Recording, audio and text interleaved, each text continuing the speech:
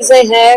अभी हमने दिशा की मीटिंग ली, उसमें जो सरकार की स्कीमें हैं उनकी समीक्षा हम लेते हैं। लेकिन कई बार ऐसा लगता है कि शायद ये आंकड़ों की और औपचारिकता की बात रह जाती है। जो लोगों की समस्याएं हैं वो लेकर आते हैं, तो कई जगह, सब जगह तो नहीं, कई चीज ठीक भी चल रही है वो हम देख लेते हैं, लेकिन कई जगह साफ तौर पर नजर आता है कि प्रशासन में अलग अलग विभागों में कुछ ना कुछ कमी है। और कई चीजें तो साफ तौर पर हमारे एमएलए साहिबान और दूसरे जो हमारे और लोग, आम सिविल सोसाइटी के लोग हैं, कुछ सरपंच हैं, कुछ मोअज़्ज़िज़ लोग हैं, उन्होंने समस्याएं सामने रखी हैं। किसी किसी का जवाब है, लेकिन कई चीजें ऐसी भी हैं जिनका कोई जवाब नहीं है। और साफ नजर आता है कि गड़बड़ हुई है प्रशासन की ओर से, कुछ अफसरों की ओर से, चाहे किसी लेवल पर हो, लेकिन वो दिख रहा है। तो इसमें अब सरकार, अगर प्रशासन ठीक से नहीं चलेगा तो सरकार के ऊपर तो बात आएगी कि क्यों ठीक नहीं है। और शासन अगर ठीक नहीं है, प्रशासन कैसे ठीक होगा, दोनों की बात है।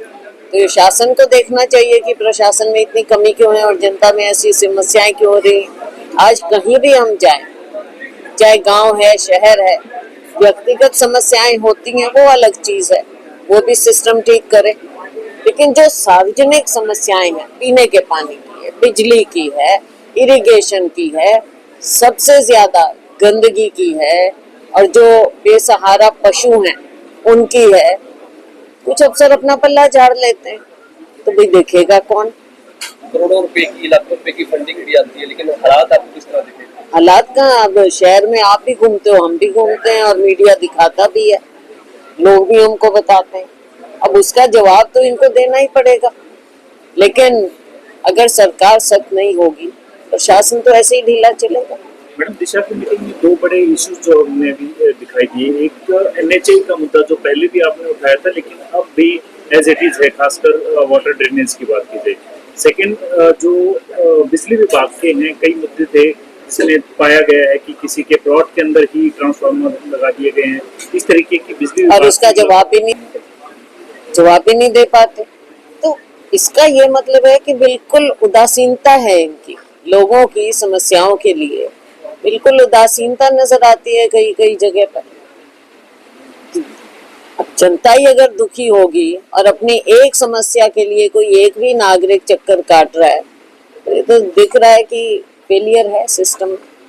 करने की शुरू मैडम, दिल्ली में जंतर मंतर पर स्टूडेंट अभी भी बैठे हैं, और अभी प्रधानमंत्री ने पहले ट्वीट किया, उसके बाद वीडियो जारी करेंगे क्या कानून। लेकिन आप ये भी समझते हैं कि एक मांग जो रही है इस सरकार में नैतिकता नाम की कोई चीज नजर नहीं आती। एक मांग है, स्टूडेंट्स की ओर से भी है, हमारी ओर से भी है, कि शिक्षा मंत्री को इस्तीफा दे देना चाहिए था, उस पर चुप्पी है।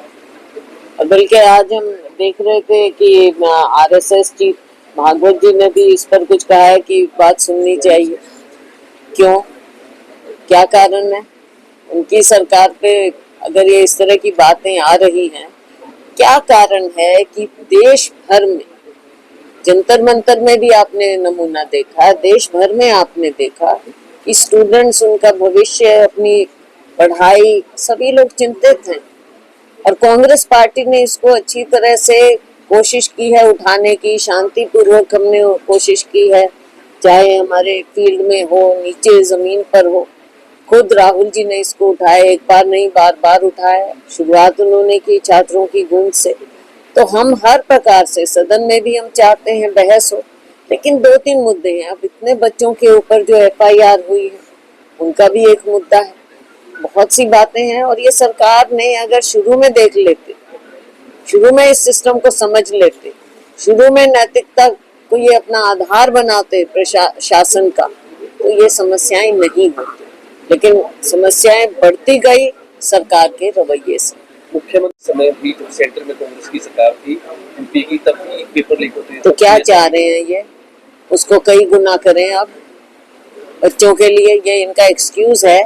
कभी नेहरू जी को याद कर लेते हैं, कभी किसी को याद कर लेते हैं। अपना तो हिसाब दो 12 साल का, अपना हिसाब बताओ, जितने पेपर लीक अब हुए हैं, क्या पहले इतिहास में भी हुए हैं? ये बताएं, अपना जवाब दें। आप हमारे को गाली दे के ये सोचते हैं कि जो इनका इतना बड़ा जो ये जुल्म है उससे बरी हो जाएंगे। फैसला तो जनता कर रही है, जनता की अदालत है, बच्चों की अदालत बन गई है।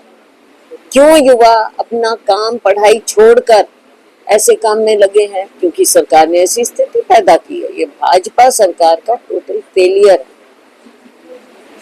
ठीक है, थैंक यू।